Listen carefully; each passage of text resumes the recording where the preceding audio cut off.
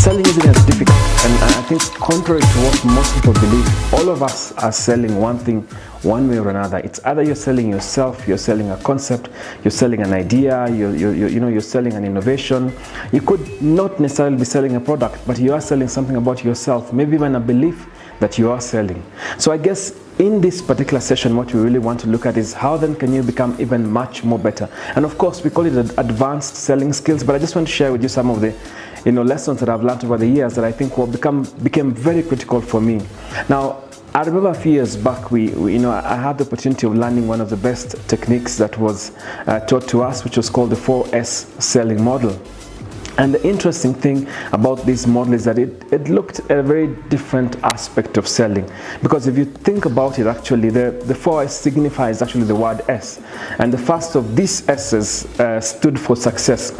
And I think what we were taught is that you always need to first begin by asking yourself, where do I want to take this customer? Where do I see us, being with this customer? What is the ideal situation where this customer should be?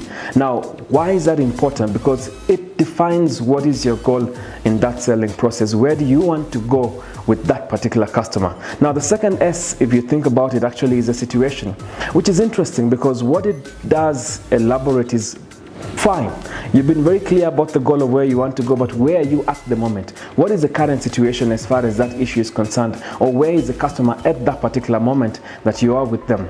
Now, being able to have this, the goal and being able to understand the situation gives you a much more better clarity of what is the actual gap that you're trying to manage. And that's why, you're able to have the gap analysis. And of course, once you're able to clarify what is happening now with regards to the goal, you can then be able to go to the actual source. And this is interesting because, again, if you remember, most of us are very used to the fact that either when you start selling, you start with, look, this is what you need and this is the solution. We tend to jump very quickly. And no wonder it becomes very difficult to be able to retain your customers, to be able to get them coming back, to be able to have that delightment of customers. The beauty about being able to understand the source is for you to be able to say clearly what is getting in the way of the customer being where I want them to be or being where we want to be together because we have agreed on the goal. The source really gives you what people tend to call, of course, the root analysis. What are those obstacles that is stopping you from being able to get to where you want to be? What is that one reason? Now, you find that sometimes if you're selling, whether it's a product, it's a commodity, or it's an innovation, it's an idea, sometimes if the customer doesn't even believe in that concept or the idea, for example, how will they buy it? Sometimes you can be selling something that somebody has had a bad experience before with something similar.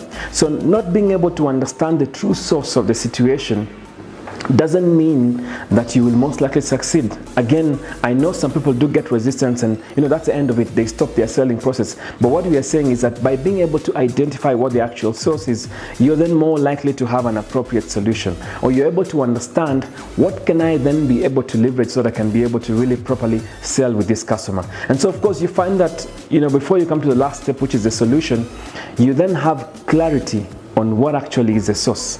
And if that's then the case, you can be able to conclude, of course, by saying, look, I think we're very clear about where we want to be, about where our goal is, and I can see that, based on where we are at the moment, our current situation, we're not exactly there. So we have this particular gap. And for that particular reason, I now understand that what has been causing you to be where you are is A, B, C, and D. And based on that, I think then the following are the most appropriate solutions. And of course, that allows you to be able to really come up with what I like to say a much more connected solution for the customer, which is appropriate, it is timely, and you find that it becomes far much more easier to convince the customer to be able to buy. Now, this process may sound simple, based on what I am saying, but again, I want to reiterate and really, emphasize that selling isn't as easy as it may sound. However, if you're going to be effective in terms of progressing with your selling skills, you need to be able to understand who are the customers that I'm working with, what are the commodities that I'm selling, what is the product I'm selling. So being, of course, knowledgeable is very important. Having the correct attitude is extremely important, and being able to improve on your selling skills. As I said, there will always be objections, for example, that customers will give you. Sometimes you need to understand that these objections that customers give you, we tend to classify two types of needs that a customer may have, and we call this either a surface need or an action need. And the reason why we call it a surface need, I call them smoke screens, because sometimes somebody objects simply because they just don't feel like buying a product. And I know we've all been in that situation where somebody approaches us, it could be a hawker, it could be an insurance agent, whatever it is that they're coming to sell to us. Simply because we don't want it, you give a very flimsy reason, like, hey, what are you selling? Which company? I've never heard of that company. I can't buy a product, I've never heard of that company. I tend to call that a surface need, because it's really meant to sort of become a hill, if you want to put it that way, an obstacle for the person who is selling, and people tend to really give up quite easily. Again, selling isn't easy, but again, what makes it interesting and fun is that you should be able to identify that, yes, I have the correct solution to the correct need that the customer has, and that's always very important, because if you are not able to provide the appropriate solution to what the customer needs, then you will find that there's a big challenge and a big disconnect with what you have and what actually the customer needs. Now, why is it important to be able to acknowledge and appreciate the customer's objections? Because often when the customer is objecting or not buying into your product or what you're selling, it simply tells you that they more clearly haven't understood what you're selling, or they're not comfortable with something that you said about your product. And so it really asks you to be very careful at that particular moment. What do we advise? We normally say, first and foremost, try and acknowledge the customer's objection, that, look, I understand you're not comfortable with this. Can I have maybe further clarity, so that you can be able, before you even think of answering the customer back, you have clarity on exactly why they think that's something they're not very comfortable about. And once you have that clarification from the customer, you can then be able to proceed and provide an answer, or at least be able to address that challenge, the objection that they had. And this is a very important process. Again, customers, and I've been a customer, most of you have been customers, don't like to feel like an objection they are raising is really being taken for granted or being diluted or being taken lightly. Again, I've seen people who are selling, and this could be in pharmacies, in wholesalers, it doesn't matter what you are actually selling, who are extremely rude. That you find that when the customer tries to raise an objection and says, look, I'm not comfortable with this, you say, fine, then you can go and try somewhere else.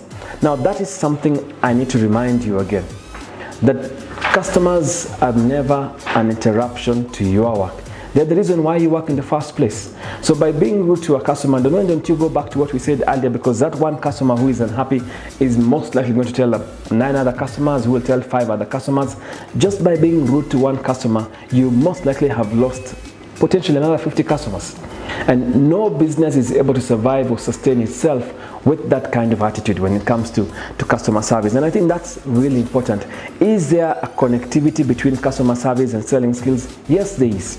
And again, just to go back to what I said, it's very important that you're very clear about what you're selling to the customer, that you understand what is the challenge the customer is facing and why they are facing that challenge. That way you can be able to provide an appropriate solution.